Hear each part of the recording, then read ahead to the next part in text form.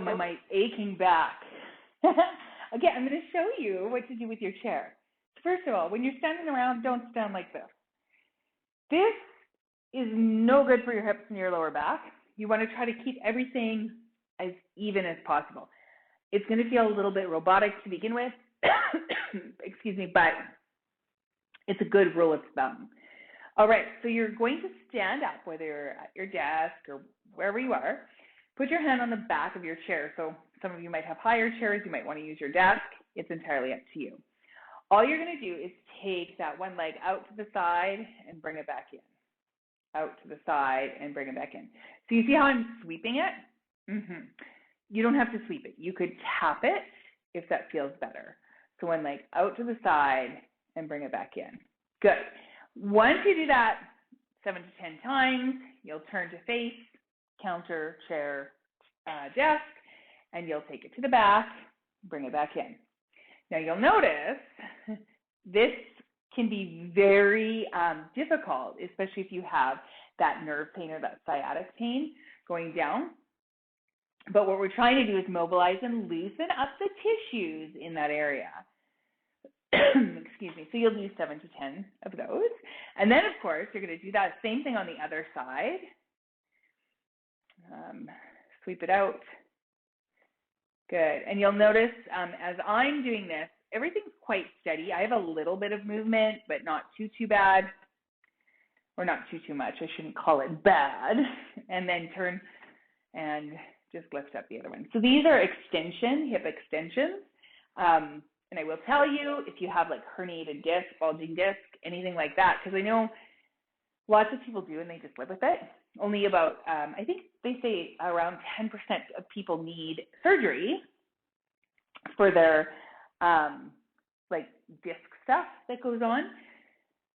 So my advice to you is to try to lengthen and do that kind of extension in your spine, because you're probably rounded like this all the time between sitting.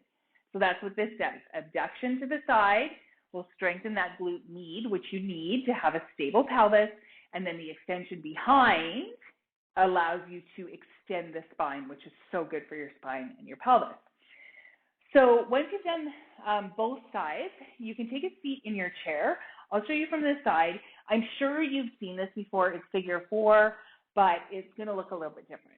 So you'll cross one ankle on top of the thigh. Just see how that feels.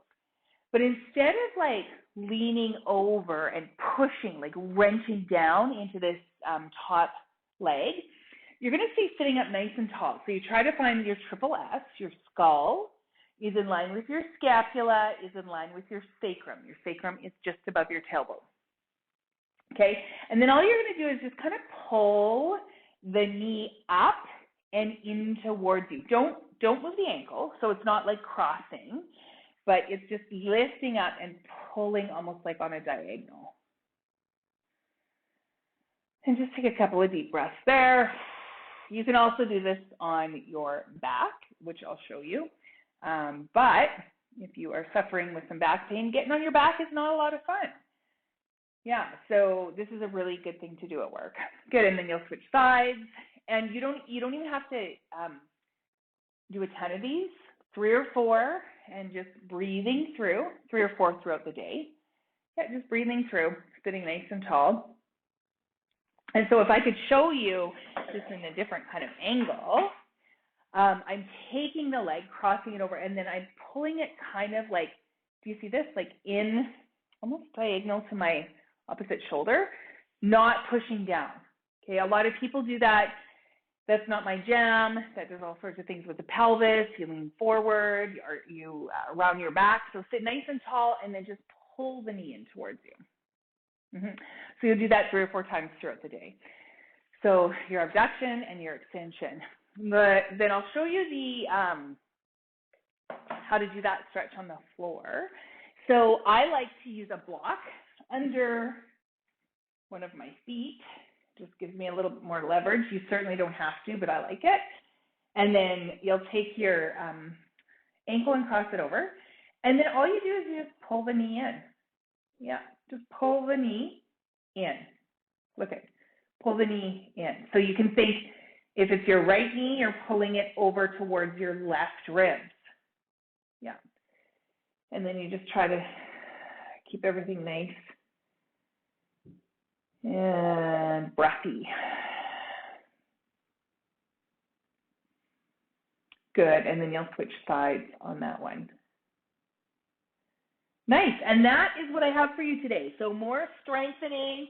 We still have a couple of these emails left, and I mean, I could go on forever and ever because honestly, there are so many things that we can do to help back pain. Keep doing your other exercises, your glute bridges. Make sure you're strengthening and mobilizing. We'll get into some hip circles and things like that as well. Anyway, I wish you like a little less pain today. We'll